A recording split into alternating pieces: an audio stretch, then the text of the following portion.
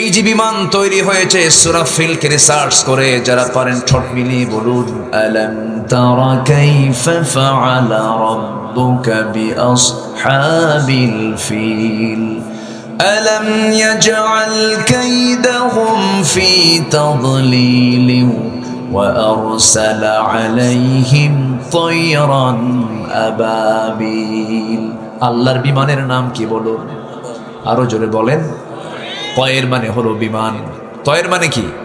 আর তয়ের যেখানে মাতার মানে হলো বিমানবন্দর, মাতার মানে বিমানবন্দর, মাতার। আমার বন্ধুগণ, আবার বোমা হামলা কেমনে করে সূরা ফিলের মধ্যে আছে তারমিহিম বিহিজারাতিম মিন সিজিল। ওই বিমান থেকে আবাবিল থেকে সেখান থেকে দুটা করে বোমা সিজিল নামক বোমা নিক্ষেপ করা হয়েছিল ওই বাদশাহ আব্রাহার হাস্তি বাহিনীর উপরে, যে আল্লাহর ঘর কাবা ভাঙতে গিয়েছিল। কত আগের কথা, কত আগের ঘটনা। রাসূলকে লক্ষ্য করে বলছেন আলাম তারা কাইফা, আপনি কি লক্ষ্য করেছেন? আপনি কি দেখেন নাই আপনার প্রভু আসহাবুল ফিলদের সঙ্গে কেমন আচরণ করেছেন? আপনি টেনশন করবেন না, সে আল্লাহ আমি আছি, যতই ষড়যন্ত্র করুক না কেন আমি আপনাকে বিজয় দিয়ে দেব। জোরে বলি সুবহানাল্লাহ। সব কিছুর মধ্যে আছে। আমি খুলনায় আসলাম, আমার কাছে একটা লোভনীয় জিনিস মনে হয়, রবিউল ব্যবস্থা করে দিবা। মধু দরকার, মধু। মধু কি দরকার? খুলনা মানে কি বলেন? কিসের জায়গা? খুলনায় কি আছে বলেন? কোন বন? সুন্দরবন। গোটা পৃথিবীর আশ্চর্য যত জিনিস আছে দেখার মতো, সুন্দরবন হলো গোটা পৃথিবীর একটা সুন্দরতম জায়গা। যেরকম সুবহানাল্লাহ। না, বাঘ আছে, হরিণ আছে, যেখানে বাঘ আছে সেখানে মিস জেনে হয় না এবছর মধু। মধুটা হচ্ছে আমার আল্লাহ তাআলার স্পেশাল ওষুধ কোম্পানি। সুবহানাল্লাহ বলবেন না? আর এই ওষুধ কোম্পানির ডিপার্টমেন্ট আল্লাহ কোনো মানুষকে দেন নাই, দিয়েছেন হলো একটা ছোট্ট প্রাণী যার মুখে হুল ফুটায়। কি নাম? মৌ মাছি। সব মাছি না, কিন্তু কিছু কিছু মাছি পায়খানা তো পড়ে, ওগুলো না। আমরা হব মৌমাছি। জোরে বলি ইনশাআল্লাহ। আমরা কি মাছি হব? মৌমাছি। আমরা আলু হব না, আমরা হব যে আলু মিষ্টি, শুধু সিদ্ধ করেই খাওয়া যায়, মিষ্টি আলু। আর গোল আলু ও ভর্তাও খায়, তরকারিতেও খায়, কি সব জায়গায় চলে। গোল আলু হওয়া যাবে না, আমরা মিষ্টি আলু হব। মাছি হব না, আমরা মৌমাছি হব। জোরে বলি ইনশাআল্লাহ। মৌমাছিকে আল্লাহ পাক এই ওষুধ কোম্পানির দায়িত্ব দিলেন। ওষুধ ফ্যাক্টরি, কোম্পানি তো না, আল্লাহর তো কোম্পানি না, এটা আনলিমিটেড। দেখেন আমার আল্লাহ আমাকে কত ভালোবাসেন। দেখেন রোগ দিয়েছেন কে? তিনি কি ওষুধ দিতে পারেন না? ওষুধও দিয়েছেন তিনি, ওষুধও তিনি। এমন কোন রোগ নেই যে রোগের ঔষধ নাই। আল্লাহু আকবার বলেন। যদি মানুষ এই ওষুধগুলোকে নষ্ট না করতো, কোন ওষুধ লাগতো না তো। আমার বন্ধুগণ, প্রসঙ্গ যখন চলে এলো একটু মনোযোগ সহকারে সবাই শুনুন। মৌমাছি আল্লাহ রাব্বুল আলামিন এর মধ্যে 114 সূরা দিয়েছেন। 114 সূরা দিয়েছেন। 114 সূরার মধ্যে অন্যতম একটা সূরা হলো সূরাতুন নাহাল, মৌমাছি। তাহলে একটা প্রাণীর নামে সূরা মানে কি? অবশ্যই এই প্রাণীর কিছু রহস্য আছে। আচ্ছা, আমার আলোচনায় কি কষ্ট হচ্ছে নাকি আপনাদের?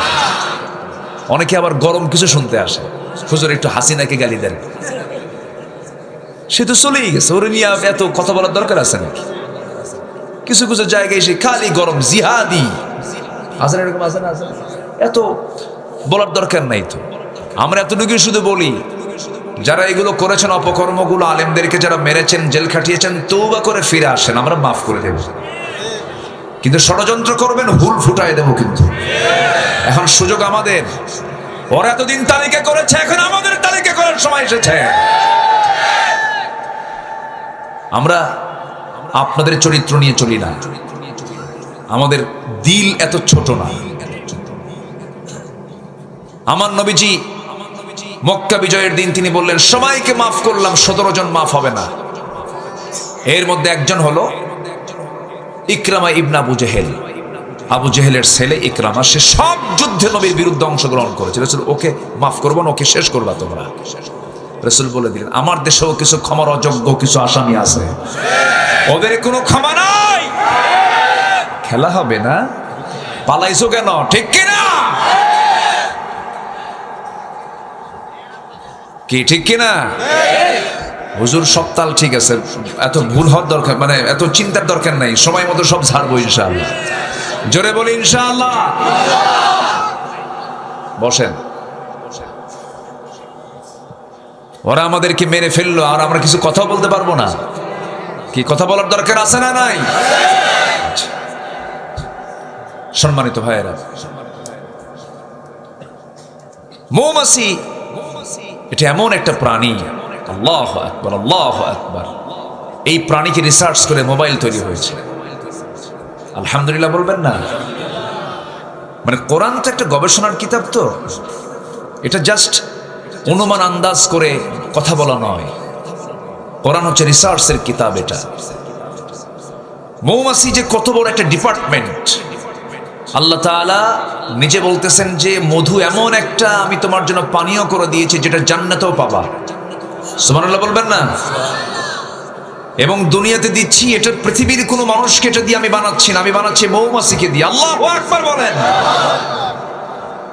এটা খাও, ক্যান্সার ভালো হয়ে যাবে। এটা খাও, তোমার হাই প্রেশার বন্ধ হয়ে যাবে। এটা পান করো, মৃত্যু রোগ ছাড়া সব রোগের ঔষধ আমি এর মধ্যে ঢুকায় দিয়েছি। কার কথা বলেন? কার কথা? এটা শোনেন, মনোযোগ দিয়ে কথাগুলো শুনবেন, কাজে লাগবে। দেখেন আমার বন্ধুগণ, এই মৌমাছিকে নিয়ে, মৌচাক নিয়ে শতকের বড় শতক হাজারো গবেষণা করেছে মানুষ।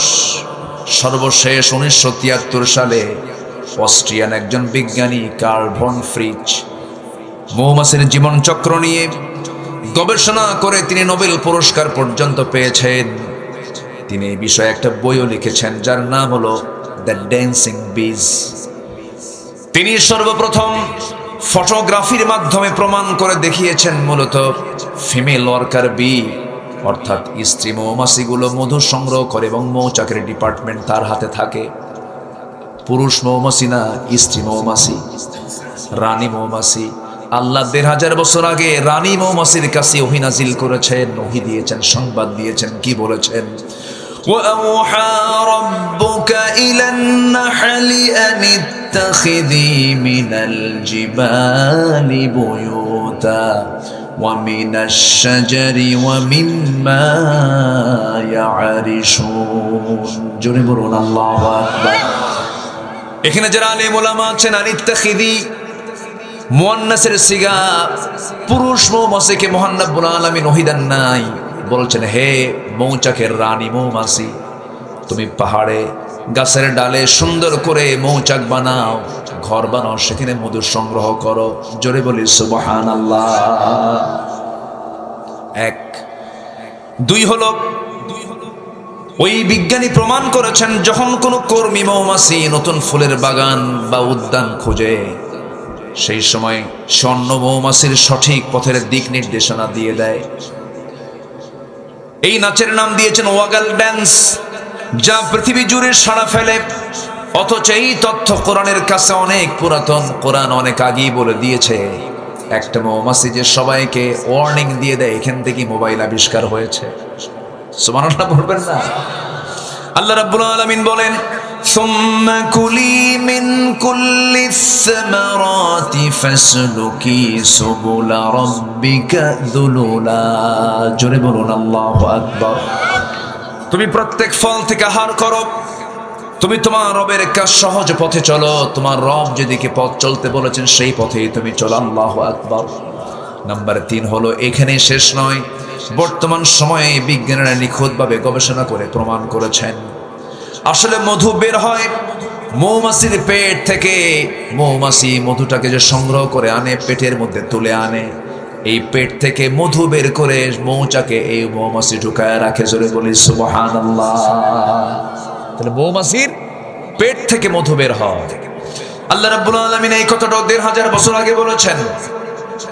আল্লাহ রাব্বুল আলামিন বলেন, ইয়াখরুজু মিন বুতুনিহা শারাবুম মুখতালিফুন আলওয়ানুহু ফীহি শিফাউন লিন-নাস ইন্না ফী যালিকা লাআয়াতান লিকাওমিন ইয়াতাফাক্কারুন। জোরে বলুন আল্লাহু আকবার। আমার ভাইরা, এই মধুতে মহান রব্বুল আলামিন কত নিয়ামত রেখে দিয়েছেন। একটা আশ্চর্যজনক বিষয় হলো, 1 পাউন্ড মধু বানাতে এখানে 1 কেজি মধুর দাম কত? 1200 টাকা, 1500 টাকা নয়, 2000 টাকাই ধরেন, ঠিক আছে। কিন্তু 1 পাউন্ড মধু বানাতে 550 মৌমাছিকে প্রায় 20 লাখ ফুলে ভ্রমণ করতে হয়। সেখানে একটা কর্মী মৌমাছিকে 80,000 কিলোমিটার পথ অতিক্রম করতে হয়। অন্য একটা গবেষণার তথ্য মতে জানা যায়, প্রায় 14.5 লাখ কিলোমিটার পথ অতিক্রম করলে পরে 1 পাউন্ড মধু সংগ্রহ করা হয়। জোরে বলি সুবহানাল্লাহ।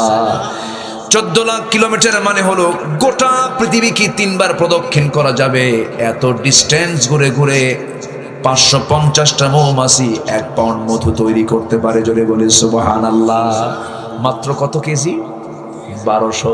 হিসাব তো নাই আমাদের কাছে। আল্লাহু আকবার বলবেন না?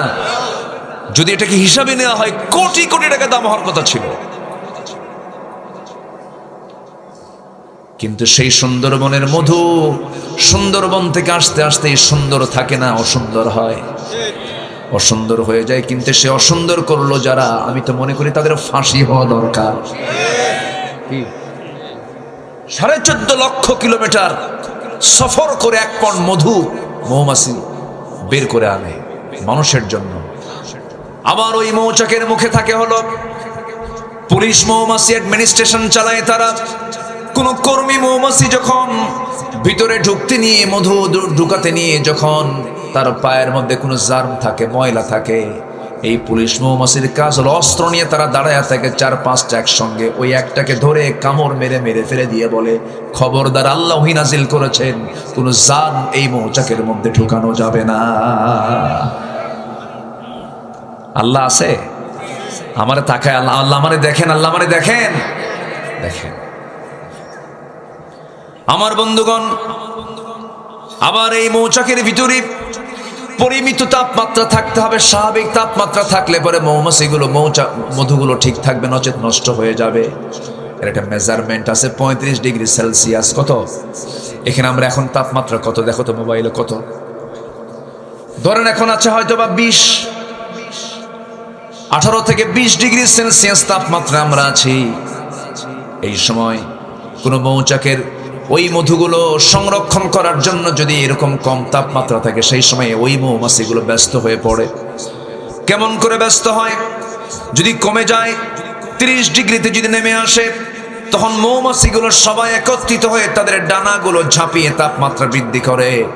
আবার যদি কখনো তাপমাত্রা বেড়ে যায়, সেই সময় ওই পাখাগুলোকে উল্টা দিকে ডানা ঝাপটায় মৌচাকের তাপমাত্রা ঠান্ডা করে। জোরে বলে সুবহানাল্লাহ। এই সেই রব যিনি এরকম করে প্রত্যেকটা জায়গায় আমার আপনার খেদমতের জন্য সব কিছু নিয়োজিত রেখেছেন। জোরে বলি সুবহানাল্লাহ। বাড়ির গাভীর দিকে তাকায় দেখেন, গাভী কি খায়? ঘাস। গাভী কি খায়? ঘাস। এটাকে প্রসেস করে সাদা দুধ কে বানায় দেন? আসতে বলে কে বানায় দেন? খাইতো হুঁশ পাই না, খাইতো কিন্তু হুঁশ পাই না। আমার বন্ধুগণ, সেই মহান রব্বুল আলামিন বলছেন, বান্দা বিবেকহীন হইস না, আমারে ভুলে যাস না। সবাইকে ভুলে গেলে ও তোর লস হবে না, কিন্তু আমাকে ভুলে গেলে তোর মহা লস হয়ে যাবে। দুনিয়ার কাউকে ভুলে গেলে কোনো যায় আসে না। কে বলেছে আমার আপন বাবা? কে বলেছে মা? বলেছে আপন? কে বলেছেন ভাই? বলেছে আপন? কে বলেছে ভাই আপন? কেউ তো আমার আপন না। সন্তান আমার আপন না, এখন মরে যাব, সব আমার জন্য পর হয়ে যাবে। কিন্তু যিনি কখনো আমার আপন থেকে দূরে যাবেন না, যিনি আমাকে ছেড়ে যাবেন না, যিনি আমাকে ভুলে যাবেন না, যিনি আমাকে কখনো ভুলতে পারেন না, তিনি আমার কে? জোরে বলেন, তিনি আমার কে? কিন্তু আমরা বড় অকৃতজ্ঞ, আমরা আল্লাহকেই ভুলে থাকি সবার আগে। আল্লাহকে ভুলে থাকি বলে ওজনে কম দেই, আল্লাহকে ভুলে থাকি বলি আমরা আইল ঠেলাঠেলি করি, আল্লাহকে ভুলে থাকি বলে আমরা বাজে কথা বলি, আল্লাহকে ভুলে থাকি বলে আমরা বেফাস কথাবার্তা বলি, আমরা আল্লাহকে ভুলে যাই বলে আমরা ওয়াদা ভঙ্গ করি, আল্লাহকে ভুলে যাই বলে আমরা হারাম কাজে নিজেকে জড়িয়ে ফেলি। কিন্তু আমার বন্ধুগণ, কারো চোখ ফাঁকি দিতে পারলেও কিন্তু একজনের চোখ ফাঁকি দেওয়া যায় না, তিনি আমার কে? আল্লাহ রাব্বুল আলামিন বলেন, ও বান্দা তুমি আমাকে ভুলবা কেমনে, আমাকে ফাঁকি দিবা কেমনে? ওয়া ইয়ালামু খাইনাতাল আ'য়ুনি ওয়া মা তুখফিস সুদূর। তোমার চক্ষু কি খেয়ানত করলো? তোমার অন্তরে তুমি কি দানা বেঁধেছো? কি চিন্তা করতেছো? পৃথিবীর কেউ না জানলেও আমার আল্লাহর কুদরত সঙ্গে সঙ্গে তা জেনে যায়। জোরে বলে সুবহানাল্লাহ। অতএব আমরা স্মরণ করব সবচেয়ে বেশি কাকে? আসতে বলবেন না, কাকে? আমার বন্ধুগণ, হয়তো দেখতে একটু সাদা দেখা যায় মানুষকে, কিছু মানুষকে কালো দেখা যায়, কিন্তু চামড়ার নিচে সব ভিন্ন রকম না একরকম। আজ থেকে ভিন্ন রকম না একরকম। দেখেন না রবিউল কত দেখতে সুন্দর, একদম ইউসুফ আলাইহিস সালামের মতো চেহারা, তাই না? কি সুন্দর চেহারা, বলি আলহামদুলিল্লাহ। মাশাআল্লাহ, গোশত আছে গায়ে, আমার তো কয়েকশোটা গোশত গায়ে, গোশতও নাই। কিন্তু আমরা যা দেখি বাইরে একটু সুন্দর দেখা যায়, সুন্দর চামড়া, কিন্তু আল্লাহ রাব্বুল আলামিন সব সমান করে দিয়েছেন। চেহারা বাহ্যিক ভাবে এরকম হয়তো একটু কম বেশি করেছেন, কিন্তু আল্লাহর সৃষ্টি সবই সুন্দর। আমার এক বন্ধু খুব সুন্দর চেহারা ছিল, তার বউটা কালো। শুনেছি বউটা নাকি তার কালো। বললাম, বন্ধু এত সুন্দর চেহারার তুমি লোক, তোমার বউটা নাকি কালো। বন্ধু তুমি বুঝবে না, আমার চোখে দারুণ সুন্দর। আলহামদুলিল্লাহ বলবেন না? আমার চোখে দারুণ সুন্দর। আমি সৌদি আরবে বছর 10 আগে মদিনা মসজিদে নববীর সামনে, রাসূলের রওজার সামনে আমি হাঁটতেছি একা একা, নবীর কবর দেখছি আর হাঁটতেছি।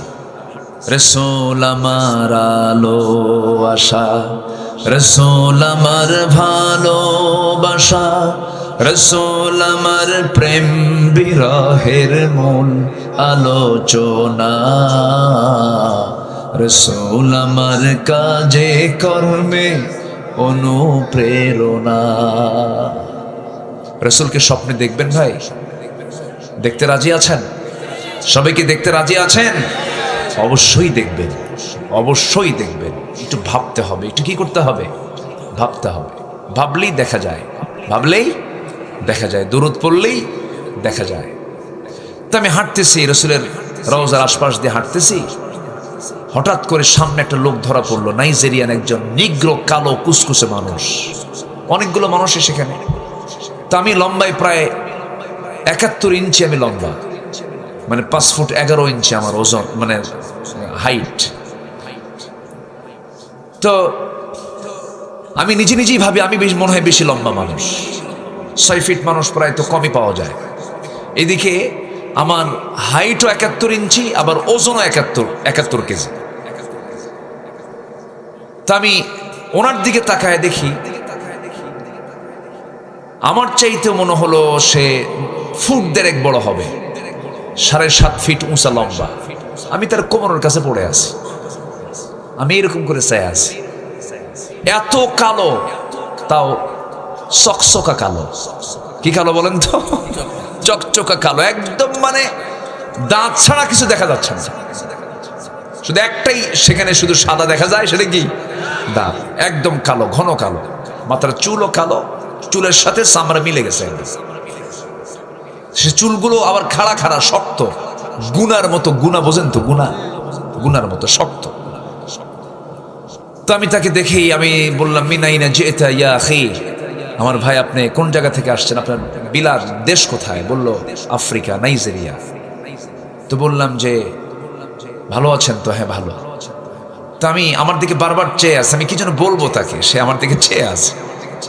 তো আমি তাকে বললাম যে এই যে সুন্দর সুন্দর মিশরি, ইরান, ইরাক, আরব, এরা এত সুন্দর, আমেরিকার মানুষ, তারপরে পশ্চিমের মানুষ, ইউরোপের মানুষ, এত সুন্দর সাদা চামড়া, এত সুন্দর দেখতে, এগুলোর চেহারার দিকে যখন আপনি তাকান তখন কি আপনার খারাপ লাগে না?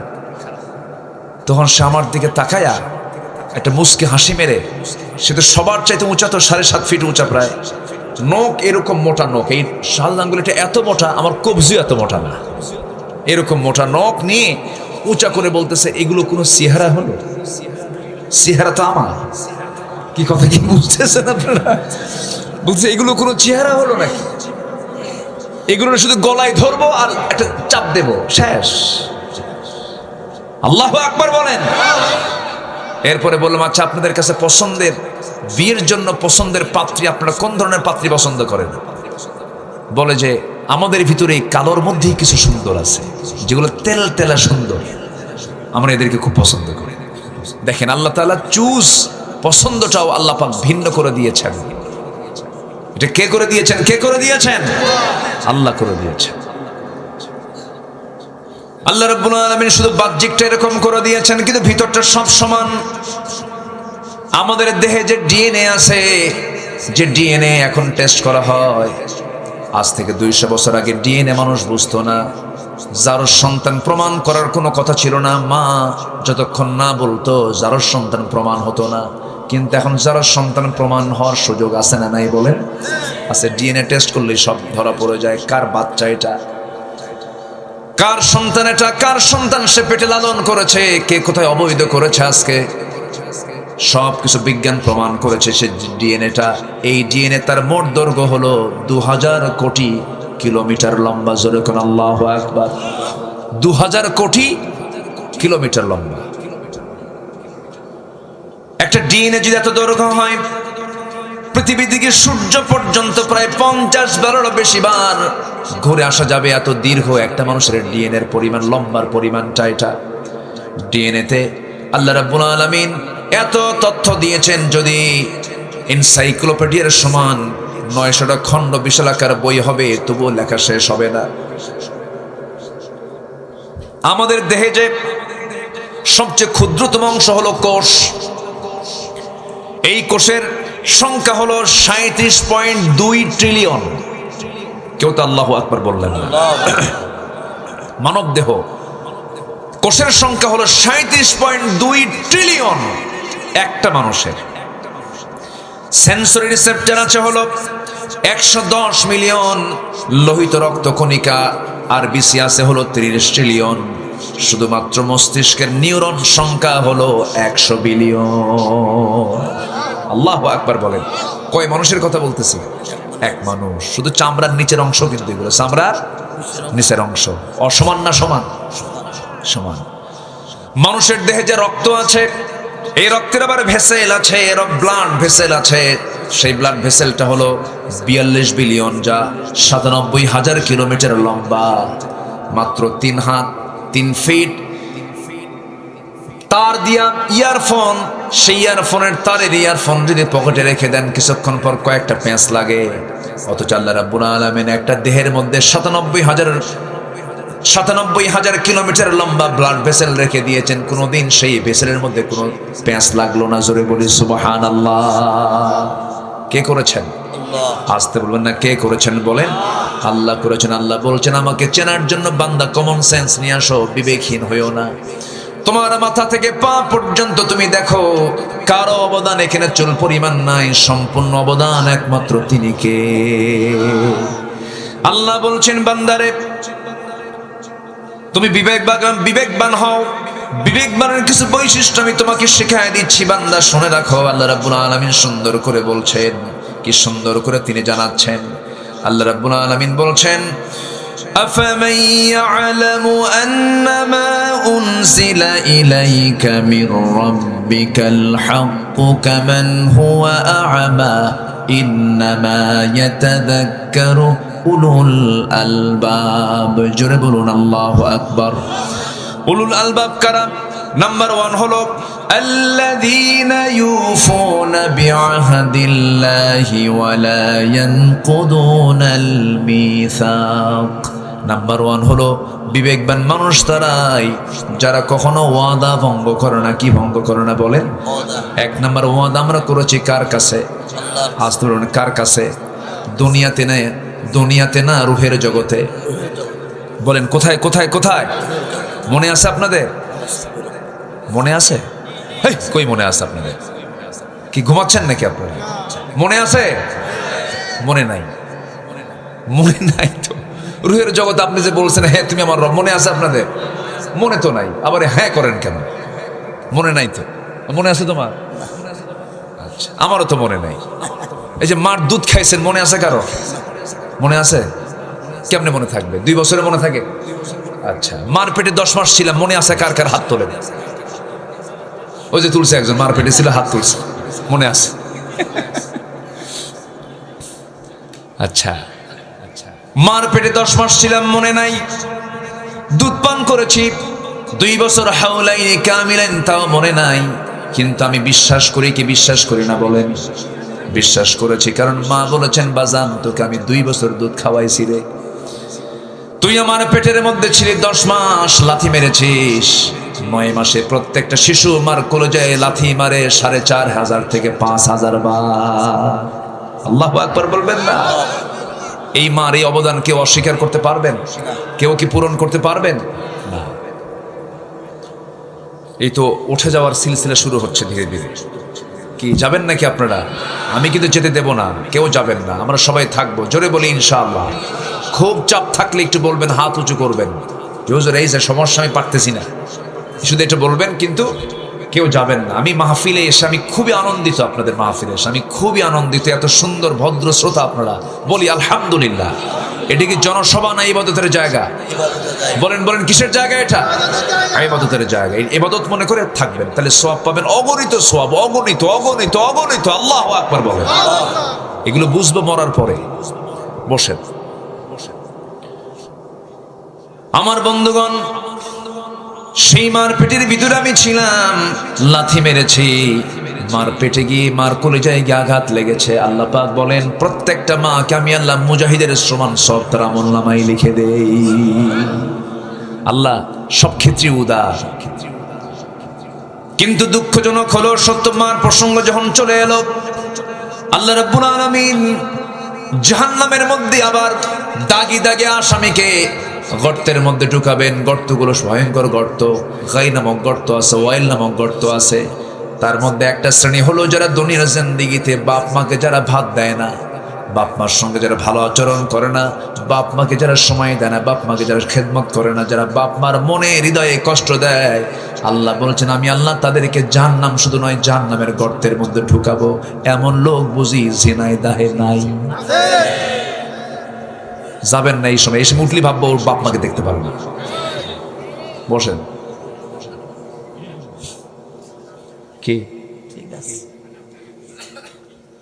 বাপ মাকে দেখতে? আচ্ছা বলেন তো, মা বড় না বউ বড়? ভালো করে চিন্তা করে কবেন, বইয়ের দিকে আগে মনে করবেন, এরপরে কবেন।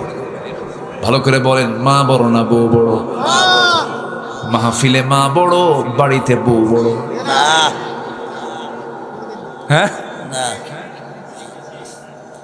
আমার বন্ধুগণ, লেগেছে গন্ডগোল, হয়তো ভুল বোঝাবুঝি হয়েছে প্রায়, কিন্তু প্রত্যেকটা সংসার আমার দেশে দেখা যায় শাশুড়ির সঙ্গে ছেলে বউয়ের যুদ্ধ লাগে। লাগে না? লাগে না? যুদ্ধ লাগে। এই যুদ্ধ মিটাবে কে বলেন? আল্লাহ। আল্লাহর কথা কইছে। এই দ্বন্দ্বের সমাধান তো অবশ্যই করতে হবে। অনেক সময় লাঠি দিয়া পিটায় বউকে সোজা করেন না, না, আবার মাকে ধমক দেন, তাও করা যাবে না। এগুলো ঠিক না কখনো। মার সামনে বউকে ছোট করবেন না, আবার বউয়ের সামনে মাকে ছোট করবেন না। মাকে মার জায়গায় নিয়ে চলে যাবেন, আবার বউকে বউয়ের জায়গায় সেপারেশন করে সুন্দর করে বুঝায়া বলবেন। মাকে বলবেন সুন্দর করে, মা আমার এটা তোমার একমাত্র ছেলে বউ, তোমার মেয়েকে তুমি বিয়ে দিয়েছ, অন্যের ঘরে চলে গেছে, তাকে নিজের মেয়ের মতো মনে করো। আবার বউটাকে বলবেন, আমার বউ, মা তো বুড়ি হয়ে গেছে, কয়েকদিন পর মরেই যাবে, আমি তার পেটে ছিলাম, তোমার কত প্রাণপ্রিয় স্বামী আমি, দয়া করে আমার মার সঙ্গে তুমি খারাপ আচরণ করতে যেও না। সে খুশি হলে আমি খুশি হব, সে খুশি হলে আমার আল্লাহ খুশি হয়ে যাবেন। সুন্দর করে বুঝাবেন। কিন্তু মার চোখের সামনে বউকে ছোট করবেন না, আবার বউয়ের চোখের সামনে মাকে ছোট করা যাবে না। ব্যালেন্স করতে হবে। আমার ভাইয়েরা, এমন সন্তান বাংলার জমিনে আছে, সন্তান হয়ে মাকে থাপড়ায়, সন্তান হয়ে বাবাকে থাপড়ায়, লাঠি দিয়ে পিটায়, এমন পাষণ্ড সন্তানও আছে, নরাধম আছে, নিজের সন্তান হয়ে বাপকে খুন করে সম্পত্তির নেশায়। আছে না নাই? ওর জন্য সোজা জাহান্নাম না জান্নাত? সোজা কোথায়? জাহান্নাম। আমার বন্ধুগণ, এই দুনিয়াতে আমি এসেছি ফরজ লঙ্ঘিত কোনো গুনাহ আমার জীবনে বাস্তবায়ন করা যাবে না। ফরজ লঙ্ঘিত কোনো গুনাহ করলে পরে তার জন্য জাহান্নাম বরাদ্দ হয়ে যাবে। বাপ মার সঙ্গে খারাপ আচরণ করা একটা ফরজ লঙ্ঘিত গুনাহ। এই গুনাহ থেকে আল্লাহ পাক আমাদেরকে দূরে রাখুন। জোরে বলি আমিন, আরো জোরে আমিন।